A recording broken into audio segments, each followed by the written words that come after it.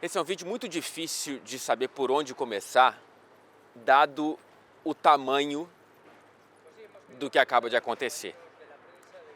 Foi uma terça-feira absolutamente extraordinária, cara, assim, em pelo menos dois sentidos dessa palavra, porque ela foi completamente fora do ordinário, foi completamente fora do comum e ela foi imensa, ela foi absolutamente fantástica, cativante, emocionante. Cara, eu ouso dizer que é a maior noite da história do Arsenal na Liga dos Campeões, ainda que esse Arsenal já tenha vivido uma final de Liga dos Campeões, já tenha passado por quartas de final 2 vezes, já tenha chegado em semifinais 2 vezes, o que não conseguiu atingir, apesar de ter dado um grande passo nessa direção dessa vez.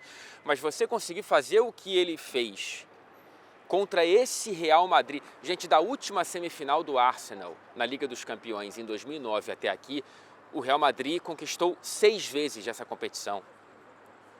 E é esse Real Madrid que foi colocado para bailar aqui no Emirates Stadium. Foi massacrado por esse Arsenal. Você conseguir colocar 3-0 para cima desse Real Madrid e ainda ter a sensação de que ficou barato, se não é a maior noite, é uma das. Mas eu ousaria dar esse passo e afirmar aqui que foi a maior noite da história desse clube nessa competição.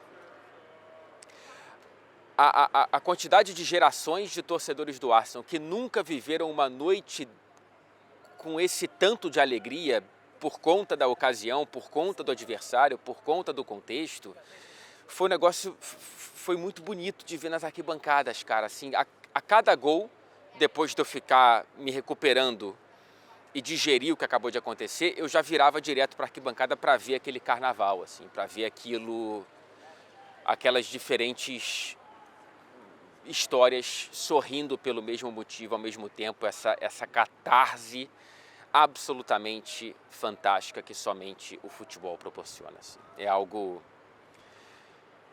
muito, muito, muito bonito, cara. Então, não há, sinceramente, superlativos suficientes para descrever o que o torcedor do Arsenal viveu aqui ou viveu daí.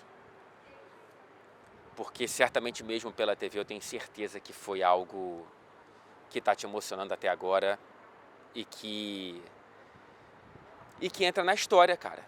É claro que há uma segunda mão, é claro que há um jogo de volta e daqui a pouco eu vou entrar nessa projeção, mas eu não quero perder muito tempo falando sobre o que talvez venha ou o que talvez não venha, depois de tanta coisa que aconteceu aqui. Eu prefiro tratar do que já foi tratado, do que já foi feito, do que já foi conquistado, em vez de colocar interrogações em tantas exclamações já entregues, sabe? Ah, os 90 minutos no Bernabéu são muito longos, é verdade, mas os 90 minutos no Emirates foram massacrantes. Já aconteceu, já está dado, já temos isso para analisar, então para que ficar projetando nesse momento, sabe? Então, vamos entrar nos pormenores de uma vitória que você tem um clean sheet, né? Um jogo sem sofrer gols, contra esse Fab Four aí do Real Madrid, esse quarteto fantástico, esse quadrado mágico do Real Madrid, ainda mais sem Gabriel Magalhães, e você consegue fazer 3 gols nesse Real Madrid sem centroavante de natureza, de função. E aí a gente tem que falar, evidentemente, e eu quero colocar um foco bastante grande nisso, que é o que fez Declan Rice. Assim, eu, você e todo mundo sentíamos falta de ver gols de falta. Essa saudade, essa lacuna, não sei se...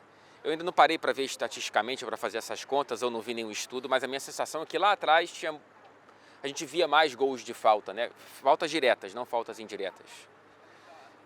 E aí o que a gente viu hoje, cara, foi um negócio... Cara, 2 pinturas de falta do mesmo jogador. 2 pinturas de falta do mesmo jogador contra o Real Madrid, numa Liga dos Campeões. E no mata-mata, cara. Aliás, o primeiro jogador da história da era Liga dos Campeões a fazer 2 gols de falta na mesma partida. A gente já tinha visto isso na Liga dos Campeões. O Neymar fez 2 gols contra o Estrela Vermelha, por exemplo. O Rivaldo fez contra o Milan, se não me engano, e outros jogadores, para além dos brasileiros. Mas o Declan Rice fez algo inédito, inclusive para a própria carreira. O Declan Rice nunca tinha feito um golzinho de falta sequer. E ele, no primeiro, tira da barreira de uma maneira, com uma curva, cara, que o Roberto Carlos estava aí, deve ter visto alguma similaridade de algumas cobranças que ele mesmo colocou na história, na história do futebol.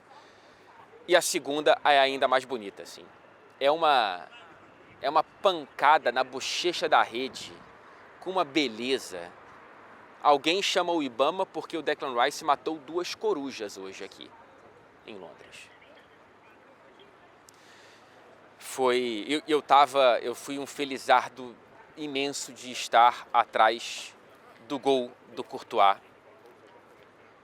na hora das 2 cobranças. Eu vi essas cobranças. A primeira, como eu estava olhando para o campo do gol, né? Como eu estava à esquerda, a primeira eu não consegui ver muito a curva, meu ângulo não era tão bom para ver a curva. A segunda sim, porque ele bate mais do lado direito ali, né? E foi absolutamente espetacular, cara.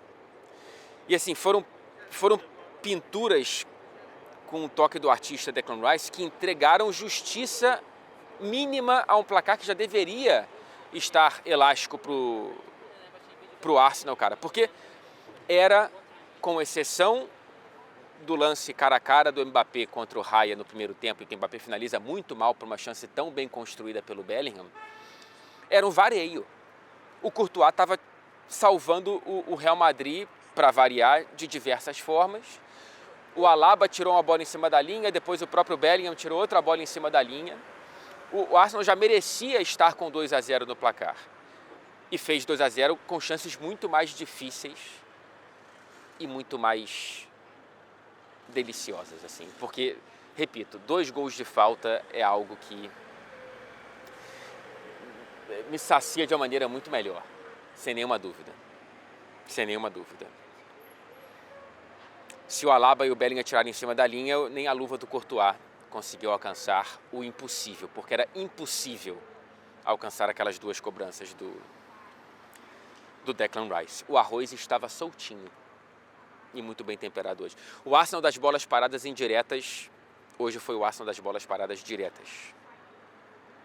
Foi uma noite tão mágica que a torcida do Arsenal perguntou se o Real Madrid era o Tottenham disfarçado.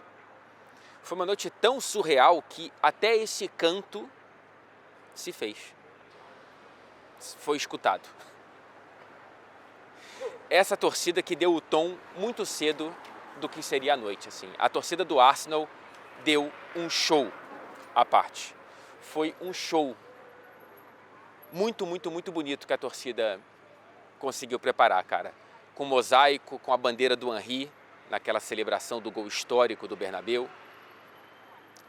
Com fogos, assim, o clube e a torcida fizeram essa noite ter o tom certo antes mesmo da bola rolar, assim. E a torcida sustentou isso durante grande parte do primeiro tempo, durante o intervalo, na volta para o segundo tempo, e aí depois que os gols foram saindo, realmente virou um negócio espetacular. Então, a torcida do Arsenal deu um show que poucas vezes eu vi nas arquibancadas inglesas, tá? Desde que eu vim aqui para esse país em 2016. Então essa torcida trouxe algo muito especial.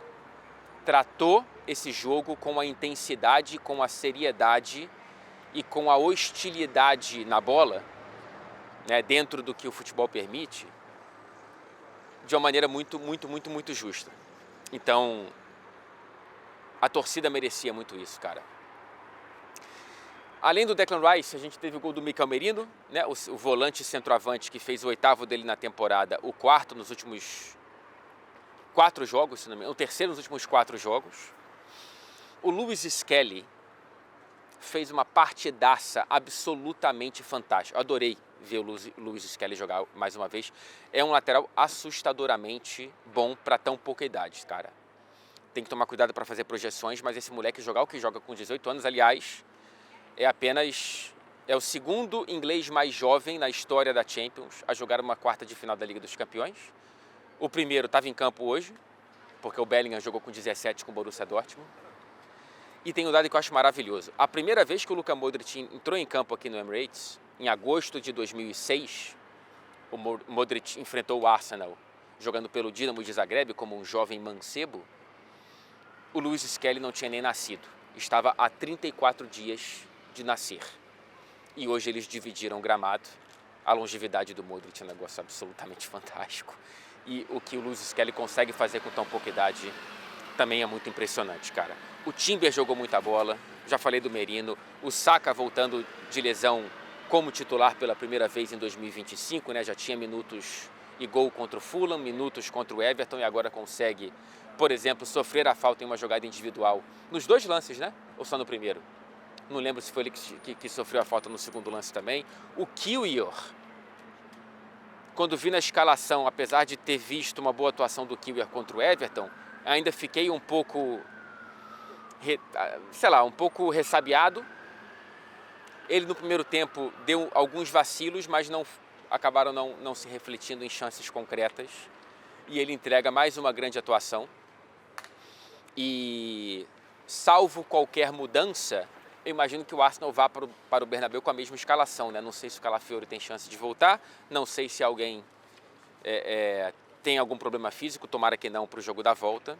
E não teve ninguém suspenso, isso aí a gente pode garantir, do lado do Arsenal, do lado do Real Madrid. O Camavinga não joga, né? O Tchouaméni volta de suspensão, mas o Camavinga, que foi expulso, não joga. E assim, cara, para já ir para a reta final, porque já está bastante tarde aqui, a gente ficou esperando os jogadores do Arsenal na zona mista até o último segundo possível e ninguém passou. Os jogadores festejaram, foram direto para casa festejar com as famílias. Mas eu queria dizer que essa noite tem um cara desse clube que merece de maneira especial e destacada, que é o Mikel Arteta, cara. Ele reconstruiu esse Arsenal na marra. Ele pega um clube que nem na Liga dos Campeões estava, faz voltar para a Champions depois de 6 temporadas de ausência, faz voltar para as quartas de final depois de 14 anos de ausência e agora dá um passo muito grande numa noite histórica para esse clube, para voltar para as semifinais, o que não acontece desde 2009. Então, assim, o Arteta conseguir fazer isso numa temporada com tantos problemas, numa temporada sem tanta ajuda no setor ofensivo no mercado, ele entregar um 3-0 contra o Real Madrid sem o Gabriel Magalhães, o melhor zagueiro, e sem um centroavante de ofício, é algo muito, muito grande. E o Arsenal jogou muita bola, tanto é que a gente já disse aqui que ficou barato. O Mikel Arteta é o grande nome desse Arsenal, é o grande líder desse projeto. E certamente não vai deixar com que o time se anime para além da conta para o jogo de volta. Projetaremos esse jogo em outro vídeo, tá? Porque eu acho que agora é saborear esse prato principal maravilhoso que o Arsenal entregou pra gente. 3-0 com 2 gols de falta. Lindos, lindos, lindos, lindos.